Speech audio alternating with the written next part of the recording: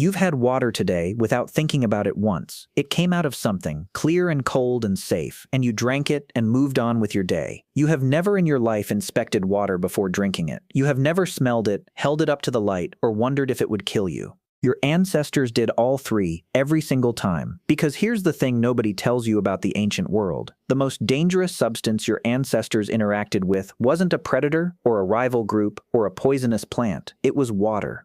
The exact thing they couldn't survive 3 days without was also, constantly, one of the most likely things to kill them, and they had no idea why. Let's start with the trap, because it's a genuinely cruel one. Water can look perfect and be lethal. A clear pool in a shaded rock basin, cold and still and beautiful, can carry a bacterial load that will empty your body of fluid faster than you can possibly replace it.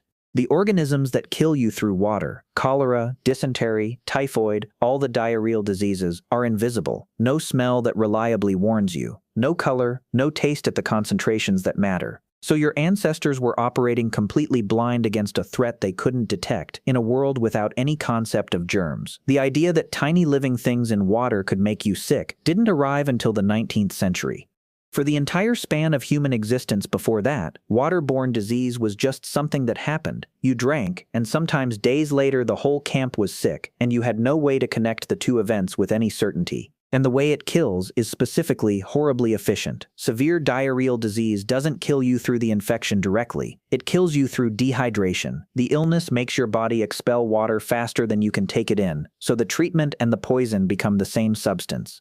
You're desperately thirsty. You drink more of the water that's killing you, and it accelerates. Even today, diarrheal disease remains one of the leading causes of death for young children in parts of the world without water infrastructure. It has probably killed more human beings across history than every war combined. That's the enemy.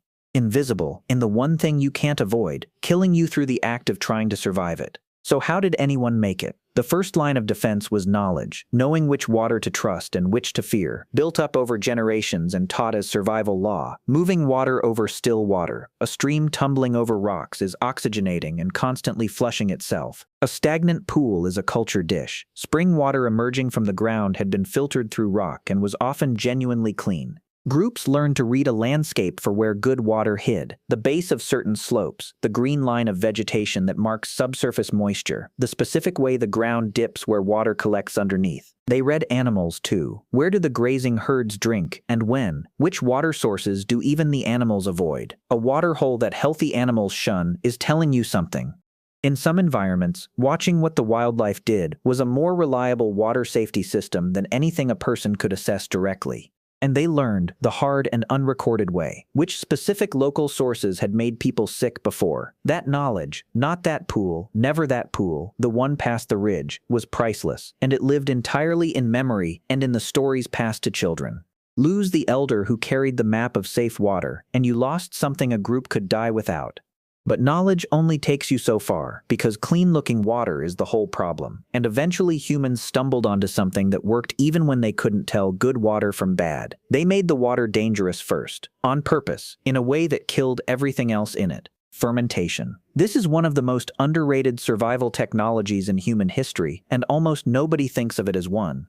When you ferment a liquid, when you let yeast turn sugars into alcohol, or let the right bacteria acidify it, you create an environment that the organisms which cause waterborne disease cannot survive in. Mild alcohol content and low pH are hostile to the pathogens that kill through water. The result is that a fermented drink is often far safer than the water it was made from. Patrick McGovern, a biomolecular archaeologist who has spent his career chemically analyzing residues inside ancient pottery, has traced fermented beverages back thousands of years across virtually every human culture that had containers. At Jiahu in China, residue in pottery roughly 9,000 years old revealed a fermented drink of rice, honey, and fruit. Wherever humans settled, they seem to have figured out how to ferment something. We tend to frame all of this as being about intoxication. That framing misses the point almost entirely. For most of human history, a mild fermented drink was not primarily about getting drunk.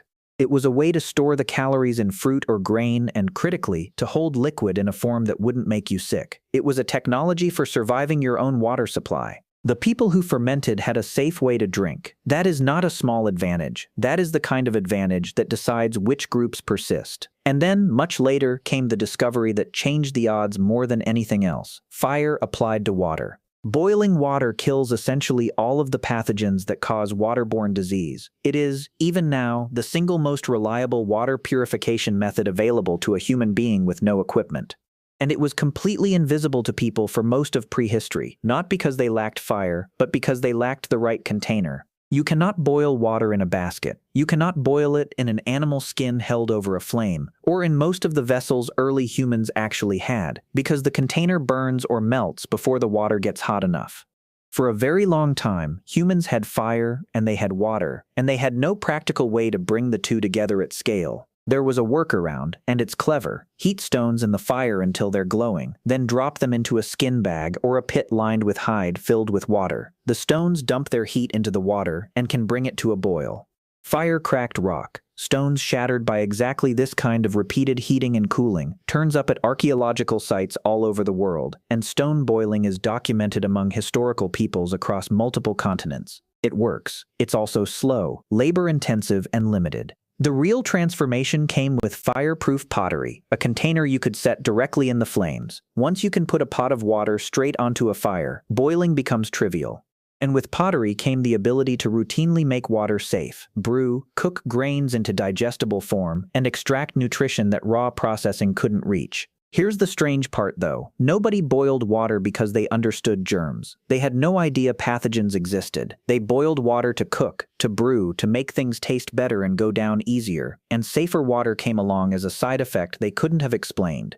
The health benefit was real and enormous, and it was completely invisible to the people receiving it. They were being protected by a mechanism they would never know was there. There's a deeper current running under all of this that's worth pulling up to the surface. The story of clean water is not really a story about water. It's a story about a species solving a problem it couldn't even perceive. Your ancestors could not see the thing that was killing them.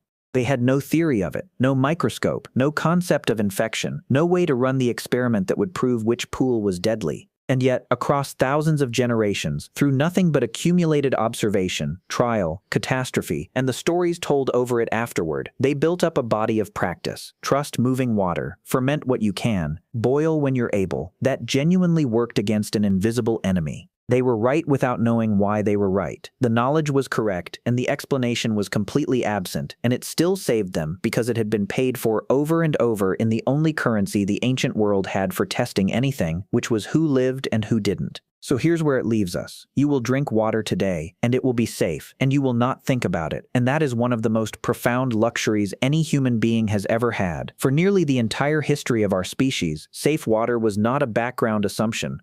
It was an achievement, worked for, guarded, and never guaranteed. The invisible thing that killed your ancestors is still out there. It hasn't gone anywhere. It's held back now by treatment plants and pipes and filters and a scientific understanding of exactly what it is and exactly how to stop it. A system so reliable and so quiet that an entire civilization has forgotten the threat exists. Your ancestors would not have been able to comprehend a world where you can drink without fear, where water is just safe, assumed safe, safe by default. To them, that wasn't a feature of the world. That was the dream. Thanks for watching, and I'll see you in the next one.